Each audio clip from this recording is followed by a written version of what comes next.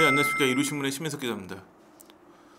우선 BTS를 비롯해 아미 여러분들께 BTS 데뷔 10주년을 진심으로 축하드립니다. 10년 전부터 알아보고 잘 알아보셨어야 되는데 뒤늦게 BTS 기사를 많이 쓰고 방송을 하고 하는, 어찌 보면 BTS 성공을 전혀 도와주지 못하고 성공의 열매에 붙어가지고 조회수나 올리려고 하는 우리가 참 미안하기도 하지만, 지금부터라도 BTS의 성공을 위해서 우리도 최선을 다하는 지원을 할까 다짐하고 있습니다. 오늘은 이제 BTS 10주년을 맞아가지고 BTS의 10가지 키워드를 한번 정리해보는 시간을 가져볼까 합니다. 뻔한 이야기이고 그렇지만 10주년이니까 뭔가 기념을 해야 되니까, 제가 아무리 얘기를 해야 한다 한들 이미 팬분들도 다 알고 있는 이야기이긴 할 텐데, 그래도 이런 시간을 가지면서 BTS 10년 한번 다 같이 한번 되돌아보는 것도 의미가 있을 것 같습니다. 첫 번째 키워드, 방탄소년단이죠. 저는 정말 방탄소년단이라는 그룹이 처음 나왔을 때 잘 안 될 줄 알았어요. 왜 그런 생각을 했을까요? 이름 때문에. 아니, 무슨 아이돌 그룹 이름이 방탄소년단이야? 너무 일본 틱하다라는 지적도 있었고, 왜 이렇게 이름을 지었지라는 의아한 궁금증이 되게 많았어요.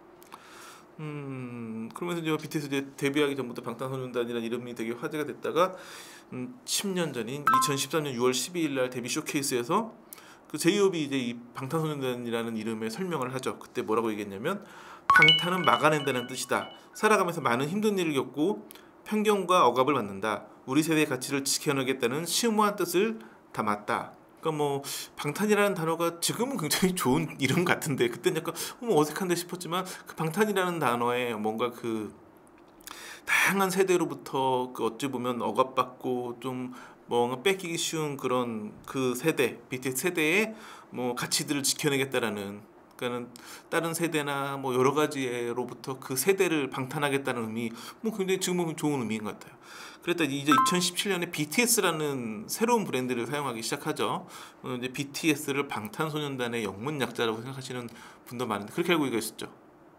그건 아니고 Beyond the Scene, 이거 약자. 그러니까 어찌 보면 정말 새로운 브랜드 아이덴티티를 구축한 거였는데, 역시나 그 원래 갖고 있던 그 10대 억압과 편견을 막아주는 방탄소년단 이런 의미도 갖고 있지만, 또 하나는 현실에 안주하지 않고 꿈을 향해 끊임없이 성장하는 청춘, 이런 키워드 담은 거죠. 지금 보면 굉장히 좋은 이름으로 잘 변화하면서, 어떻게 보면 방탄소년단, BTS 이렇게 하면서 이게 어떤 월드스타로 가는 계기에서 좀 하이브라는 좀 회사도 그렇지만 이 방탄소년단이 굉장히 좀 적극적이고 좀 굉장히 앞서 나가면서 대응한 게 아니었나 싶은 생각이 듭니다.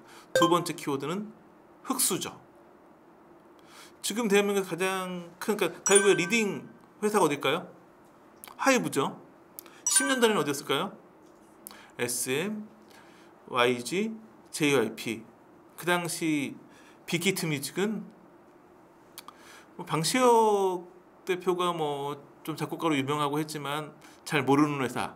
그 당시 분위기는 3대 기획에서 나오지 않으면, 이 당시에 제가 신인들 인터뷰하는 코너를 진행했었는데 1년이면 신인 아이돌 그룹이나 걸그룹을 한 20, 30팀 인터뷰를 해요. 그리고 한 4, 5년 했으면 몇백 팀 될 거 아니에요. 지금 아무도 활동을 안 해요. 그러니까 그 당시에는 1년에 수십 개의 아이돌이 데뷔했다가 싹 사라지고, 결국 살아남는 건 SM, YG, JYP밖에 없던 시절이었어요. 그 당시의 흐름을 놓고 보면 빅히트 뮤직이라고 하는 아주 작은 연예기획에서 나온 방탄소년단, 참 이름은 특이한데 또 금방 사라지겠구나 라고 인식하는 게 객관적인 상황이었어요. 그렇지만 결국 방탄소년단은 월드스타가 됐고, 2018년에 하이브 매출이 3013억, 그리고 영업이익이 799억이었어요. 2013년에 비해서 엄청나게 성장을 한 거죠. 근데 이때만 해도 BTS가 월드스타까지 되기는 전에, 그러니까 월드스타로 이름을 알리기 시작할 때였죠. 2022년에는 매출이 1조 7,762억 원, 영업이익은 무려 2,369억 원. 올해는 이제 아직 올해가 절반밖에 안 갔기 때문에 추정치만 봐도 2023년에는 매출이 2조 910억 원, 영업이익이 2,690억 원에 이를 것으로 지금 추정이 되고 있거든요. 진짜 대한민국 가요계 최고 리딩이 아니라 대한민국을 대표하는 기업 가운데 하나로 성장을 한 거죠. 하이브가 잘해서 그럴까요? BTS 때문이라고 보는 게 정확하겠죠. 세 번째 키워드는 청춘.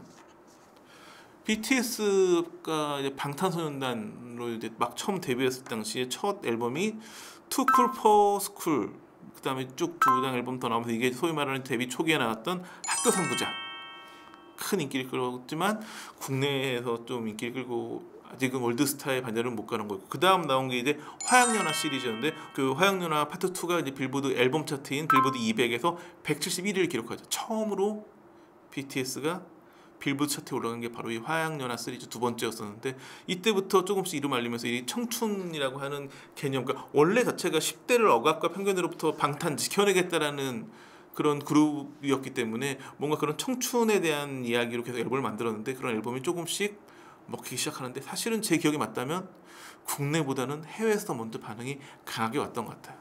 그래서 그 당시에 뭐 방탄소년단이 빌보드 200에 올랐다고?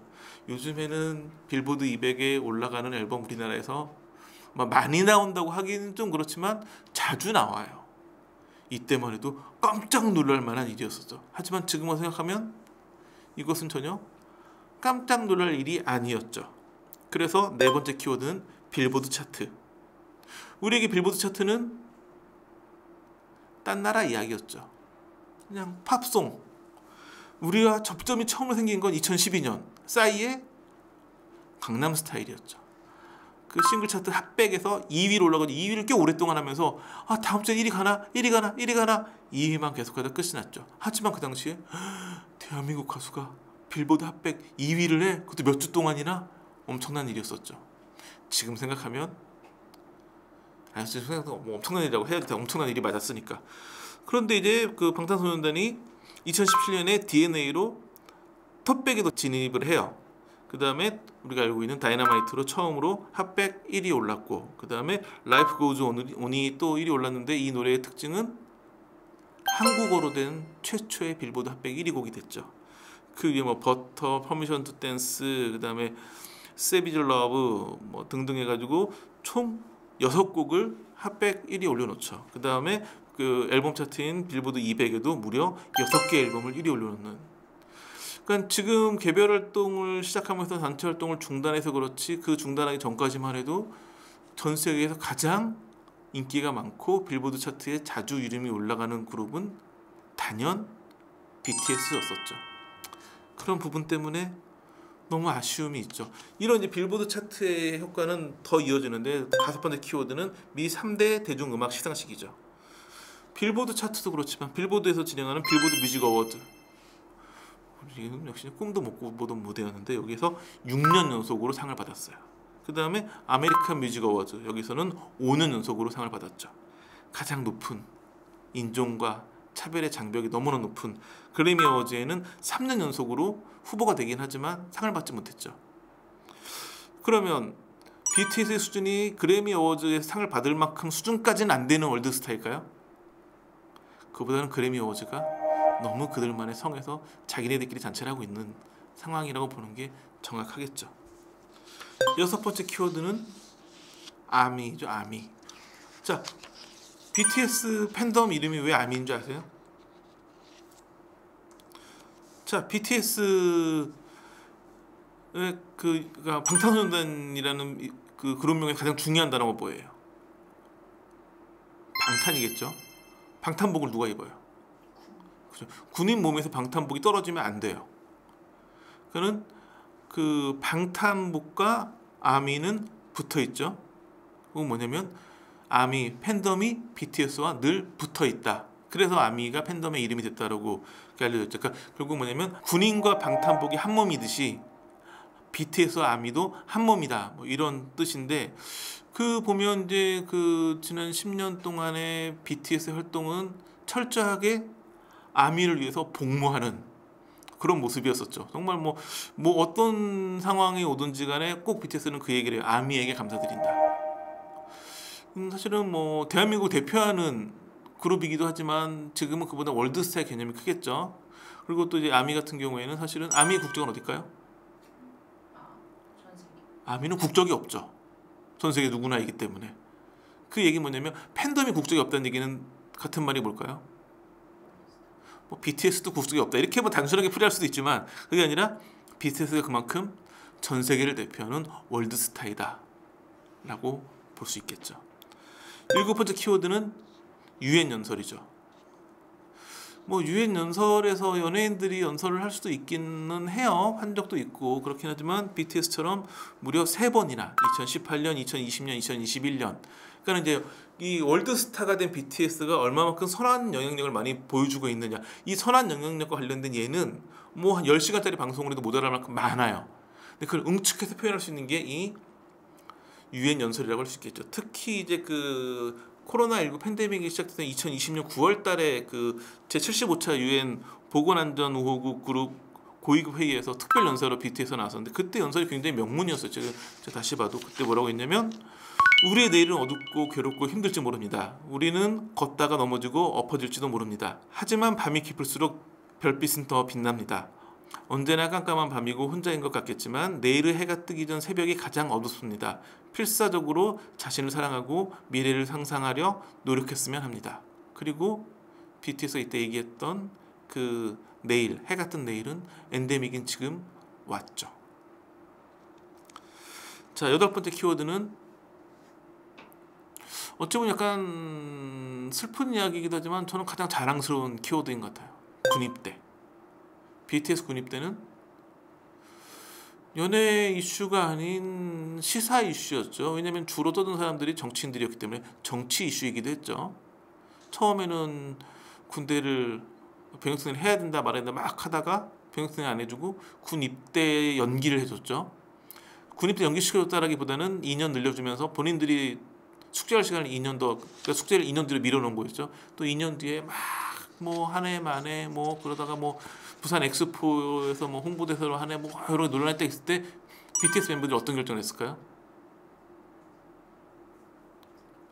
먼저 뭐 BTS는 늘 군입대를 언제든지 하겠다 국가가 부르면 응하겠다 얘기를 했었고 그런 상황에서 계속 본인들의 병역 문제 가지고 병역 승인해 가지고 그 논란이 일어나니까 BTS가 기다리지 않고 먼저 우리는 군에 입대하겠다 단체 활동 중단하고 개별 활동하면서 군 입대하겠다 밝혔고 진이 바로 군대에 입대를 했죠. 물론 그 과정에서 뭔가 BTS 같은 경우도 아니 BTS가 문제가 아니라 저도 그랬고 대한민국 남성은 국방 의무가 신성합니다. 하지만 가고 싶은 사람이 누가 있겠어요. BTS도 월드스타이기도 하지만 대한민국의 남성이에요. 그리고 이들은 충분히 뭔가 좀 요구, 요청, 호소 충분히 할 수 있었어요. 근데 BTS 멤버들 하이브라는 회사 이런 거 호소한 적 한 번도 없어요. 한 번 이제 그 하이브에서 기자회견 해가지고 약간 논란이 있었는데 그때도 뭐였냐면 군대 문제로 해결해달라는 게 아니라 병역 특례가 되는지 아닌지 왜냐면 그런 게 있어야지 향후 계획을 짤 수 있는데 뭐 해준다는 것도 아니고 안 해준다는 것도 아니고 그런 논란만 계속되니까 그에 대한 어떤 호소를 한 번 한 적은 있었죠. 그러니까 군대를 안 가게 해달라는 얘기가 아니라 군대를 가게 되는 어떤 이런 거에 대한 청사진을 정확히 보여달라는 얘기를 한 적이 있었고 절대 군 문제에 관련해가지고 병역승인을 해달라거나 이런 얘기를 한 적이 없었죠. 그리고 그거를 입증이라도 하듯이 스스로 먼저 입장을 밝히고 군에 입대를 했죠. 9번째 키워드는 퍼플이죠. 뭐 유명 그룹들마다 다 상징색이 있고 그래서 BTS 콘서트 가면 뭐 보라색 물결이 아주 뭐 난리가 나는데 지금 BTS는 단체 활동을 중단했죠. 그럼 이 퍼플 보라색 물결이 사라졌을까요? 최근에 이제 그 2023년 6월은 BTS 10주년을 기념하는 한 달이었다고 봐도 무방할 것 같아요. 그래서 6월 12일부터 서울 전역이 다 보라색으로 물이 들었습니다. 서울 남산타워, 세빛둥둥섬, 그다음에 동대문 디자인 플라자, 롯데월드타워, 서울특별시청, 월드컵대교, 반포대교, 양화대교, 영동대교 등에서도 퍼플 라이팅이 되면서 서울 전역이 다 이 퍼플로 물을 드는 그러니까는 뭐 굉장히 아미분들이 준비를 열심히 해가지고 서울시 전체를 그냥 이 보랏빛을 물들게 하면서 우리 아미는 이렇게 당신들을 기다리고 있다, 응원하고 있다 이런 걸 제대로 보여준 것 같아요. 마지막 키워드는 이 얘기를 제가 먼저 했으면 욕먹을 수도 있는 단어인데 멤버가 얘기한 거니까 방탄노년단 그럼 한 30년, 40년쯤 뒤에도 BTS 데뷔 40주년, 50주년 얘기를 하다 보면 그때쯤 되면 정말 지금 30대니까 30년 뒤면 60대가 그러면 BTS 데뷔 40주년 정도 되면 노인이 될 수 있겠죠. 그때도 BTS가 활동할 수 있을지는 잘 모르겠지만 또 못할 것도 없거든요. 왜냐면 그 뭐 유럽이나 미국의 전설적인 밴드들은 그 나이도 활동하니까. 그리고 이미 뭐 빌보드 차트나 이런 거에서 기록은 그런 세계적인 레전드 밴드들과 거의 다가섰거든요. 못할 것도 없다고 봐요. 그럼 방탄소년단이 될 수 있겠죠. 이 얘기 누가 했냐면 슈가가 SNS에 올렸죠. 그 10주년 얘기하면서 10년간 함께해준 아미 여러분 정말 감사하고 수고 많으셨다. 우리 함께 방탄노년단까지 가봅시다. 이렇게 얘기하면서 굉장히 방탄노년단이라는 단어가 화제됐었는데 여러 이제 그 멤버들도 이번에 이제 10주년 관련해 가지고 글들을 남겼어요. 자, 이렇게 10가지 키워드로 BTS의 10주년을 기념해 봤는데요. 제가 이 방송에서 다음 후속편 얘기를 해드릴까 합니다. 후속편은 20가지 키워드. BTS의 20가지 키워드 이야기는 10년 뒤에 다시 방송하도록 하겠습니다. BTS 20주년에 뵙겠습니다. 감사합니다.